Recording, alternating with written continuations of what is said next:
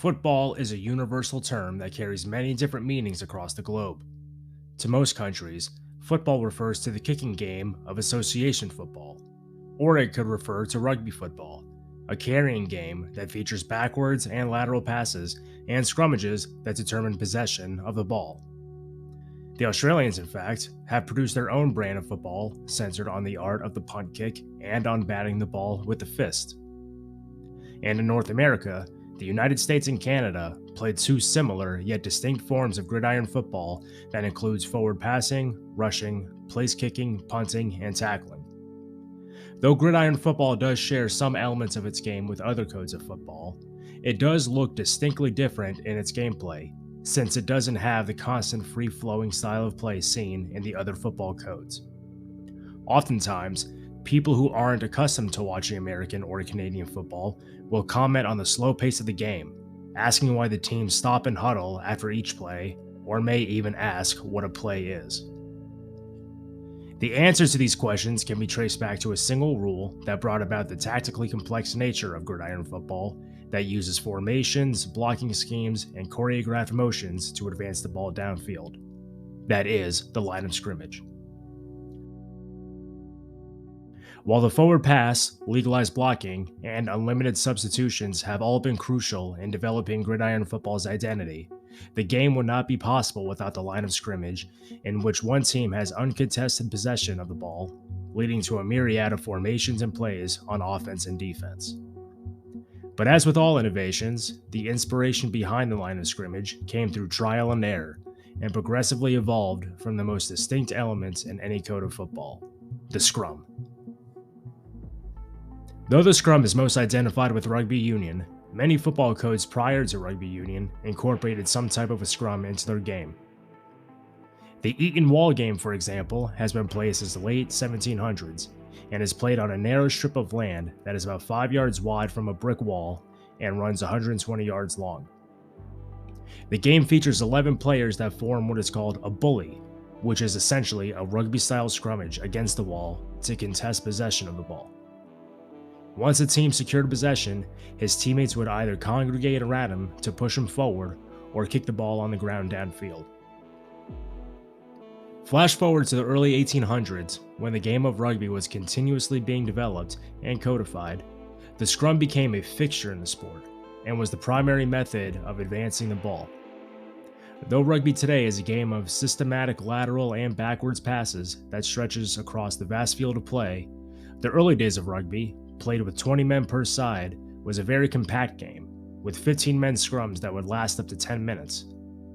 Once the ball was put into the scrum, the forwards, or the men in the scrum, would try and push their opponents back to their own goal line and either dribble the ball while in the scrum or kick the ball through their opponent's legs, to which the backs would then race downfield to dribble the ball towards the goal or tackle the opponent who obtained possession of the ball, igniting another scrum. But after the rules were reformed that reduced the number of men per side, the game became more wide open and foreshadowed the events that would come across the pond for America. In the 1800s, football in America was a general term that described a multitude of intramural games played across northeastern universities, nearly all of which were kicking-based games that also incorporated violent play.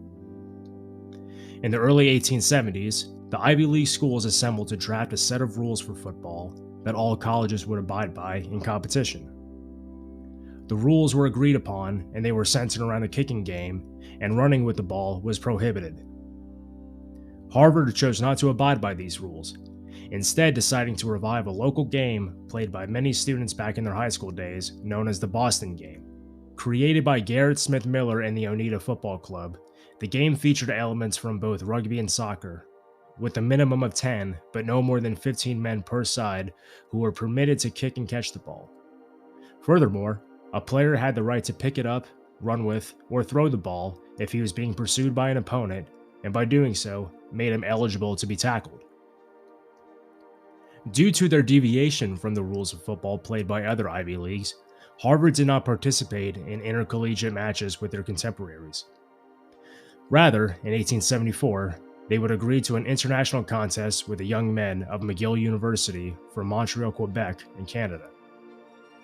McGill, playing a variation of rugby union football, wanted to put their code of football on the map in the United States and extended a courteous invitation to Harvard for a 2-game series at Harvard's Jarvis Field. The first would be played under the rules of the Boston game, and the second would be played under rugby union rules. Harvard went on to dismantle McGill in the Boston game, forcing the match to end early. The following day, however, would not be so swift for Harvard. Now playing under rugby rules, the Harvard team was thrown into a state of confusion when McGill formed a scrum, forcing the Crimson to try and imitate their opponents on the fly. Harvard had trouble adapting to the scrum initially, but began to pick up the concept as the game went on and proved to be a worthwhile adversary, forced the contest to a scoreless tie. This contest left an impression on Harvard, who decided to abandon the Boston game and fully aligned itself with rugby football. In the fall of 1874, Harvard traveled to Montreal to play McGill again, and defeated their opponent 3-0. The fourth contest was held in Montreal in 1875, only this time McGill recruited players from other Canadian universities to form an All-Canada team to compete against the Crimson. Harvard, however, came with a new wrinkle to the scrum formation. They put no men in the scrum, forcing the All-Canada team to kick the ball toward Harvard uncontested, since heeling the ball backward out of the scrum was not practiced in rugby at the time. Harvard again won the match 1-0. In May of 1876, Harvard would host the All-Canada team in Cambridge, and would again set the stage for a new style of play on their way to a victory. Harvard placed only 2 men in the scrum in this match, while the remainder of the team lined up laterally to the scrum line or formed a second line. But rather than kick the ball forward, the Harvard men heeled the ball back towards their teammates, who then picked it up and passed it to the man beside or behind him just as he was about to be tackled.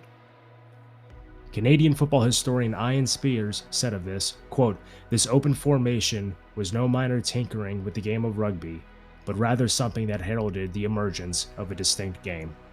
Harvard's experimentations were taking on a form of their own, and this newfound rugby football variation was quickly gaining ground amongst other Ivy League schools. In 1876, representatives from Columbia, Harvard, Yale, and Princeton met to form the Intercollegiate Football Association and adopted, with slight modifications, the British Rugby Union Code of Rules. Yale, adamant on having 11 men per side, declined to join the association, but was allowed to play members of the IFA if rule agreements could be made. In 1878, Walter Camp, the man who would become known as the father of American football, became captain of the Yale team and decided to adopt the rugby union 15 men per side rule to maintain their rivalry with Harvard and Princeton. Yale would join the IFA by 1879, and by the 1880 IFA convention, Camp advocated for a variety of rules, including reducing the number of players per side to 11 and replacing the scrummage with the scrimmage, thereby eliminating the gamble of who would win possession from the scrum and introduce the use of prearranged strategy. A scrimmage takes place when the holder of the ball, being in the field of play, puts it down on the ground in front of him and puts it in play while onside, first by kicking the ball, second by snapping it back with his foot. The man who first receives the ball from the snapback shall be called the quarterback, and shall not then rush forward with the ball under the penalty of foul. The association agreed to adopt these two rules, creating a sport that would take on a life of its own.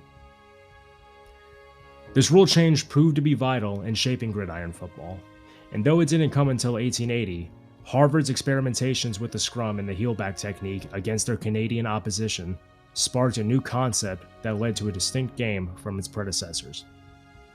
As football historian Park H. Davis states, "It is true that in defining the scrimmage, the convention did not invent it, but merely extended to it the recognition of the rules.